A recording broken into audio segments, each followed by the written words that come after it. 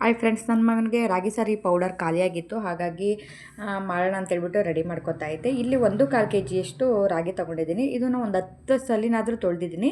ತೊಳೆದು ಈ ಥರ ಮೇಲ್ಗಡೆ ನೀರು ಪ್ಯೂರಾಗಿ ಕಾಣಬೇಕು. ಆವಾಗ ನೀಟಾಗಿ ರಾಗಿ ತೊಳೆದಿದ್ದೀವಿ ಅಂತಲೇ ಅರ್ಥ. ಆ ಥರ ಬರಬೇಕು. ಅದಾದಮೇಲೆ ಅದಕ್ಕೆ 1 ಕಪ್ಪು ಗೋಧಿ ಮತ್ತು 1 ಕಪ್ ಮಾತ್ರ ಅಕ್ಕಿ ತಗೋತಾ ಇದ್ದೀನಿ. ಒಂದು ಚಿಕ್ಕ ಬೌಲಲ್ಲಿ ಅಷ್ಟೇ, ಜಾಮೂನ್ ತಿಂತೀವಲ್ಲ ಆ ಬಟ್ಲಲ್ಲಿ ಅಷ್ಟೇ.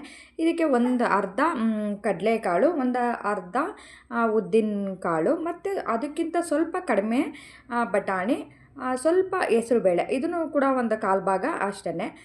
ಕಡಲೆಬೇಳೆ ಇದು ಒಂದು 1/4 ಭಾಗನೇ. ಮತ್ತು ಬೇಳೆ, ತೊಗರಿಬೇಳೆ ಇದು ಕೂಡ ಒಂದು ಅರ್ಧ ಕಪ್ಗಿಂತ ಸ್ವಲ್ಪ ಕಡಿಮೆ ತೊಗೊಂಡಿದ್ದೀನಿ. ಸ್ವಲ್ಪ ಮೆಂತ್ಯ ತೊಗೊಂಡಿದ್ದೀನಿ. ಅದಾದಮೇಲೆ ಒಂದು 1/4 ಭಾಗದಷ್ಟು ಕಡಲೆ ಬೀಜ. ನಮ್ಮ ಮನೇಲಿ ಇರೋಂಥ ಕಾಳುಗಳನ್ನೆಲ್ಲನೂ ಕೂಡ ನಾನು ಯೂಸ್ ಮಾಡಿದ್ದೀನಿ. ಹೆಸ್ರು ಕಾಳು ಒಂದು ಖಾಲಿಯಾಗಿತ್ತು, ಅದೊಂದು ಸ್ಕಿಪ್ ಮಾಡಿದ್ದೀನಿ. ಅದ್ರ ಬದಲು ಹೆಸ್ರು ಬೇಳೆ ಹಾಕ್ಕೊಂಡಿದ್ದೀನಿ. ಎರಡು ಒಂದೇ, ಏನು ತೊಂದರೆ ಇಲ್ಲ.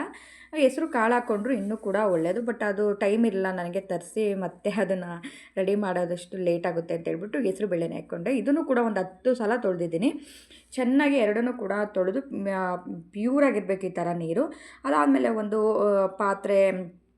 ಪಾತ್ರೆಗೆ ಬಟ್ಟೆ ಹಾಕ್ಬಿಟ್ಟು ಸೋದಿಸ್ಕೊಬಿಡ್ತೀನಿ.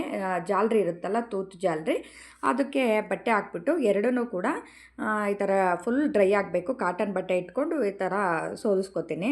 ಈ ಒಂದು 1 ಅವರ್ ಅಥವಾ ಒಂದು 2 ಅವರ್ಸ್ ಇದೇ ಥರ ಬಿಡ್ತೀನಿ. ಇದನ್ನ ಯಾವುದೇ ಕಾರಣಕ್ಕೂ ನಾನು ಬಿಸಿಲಲ್ಲಿ ಒಣಗಿಸಲ್ಲ. ಯಾಕೆಂದರೆ ಬಿಸಿಲಲ್ಲಿದ್ರೆ ಸ್ವಲ್ಪ ಜಾಗ ಎಲ್ಲ ಚೆನ್ನಾಗಿರಬೇಕು. ಯಾಕೆ ನಾವು ಬಾಡಿಗೆ ಮನೆಯಿಂದ ಸ್ವಲ್ಪ ಮೇಲ್ಗಡೆ ಎಲ್ಲ ಹೋಗಬೇಕು, ಅಲ್ಲಿ ಕ್ಲೀನ್ ಮಾಡ್ಕೋಬೇಕು. ಹಾಗಾಗಿ ಎಲ್ಲ ಧೂಳು ಬರುತ್ತೆ ಅಂತ ನಾನು ಇದೇ ಪ್ರೊಸೀಜರಲ್ಲಿ ಅವನಿಗೆ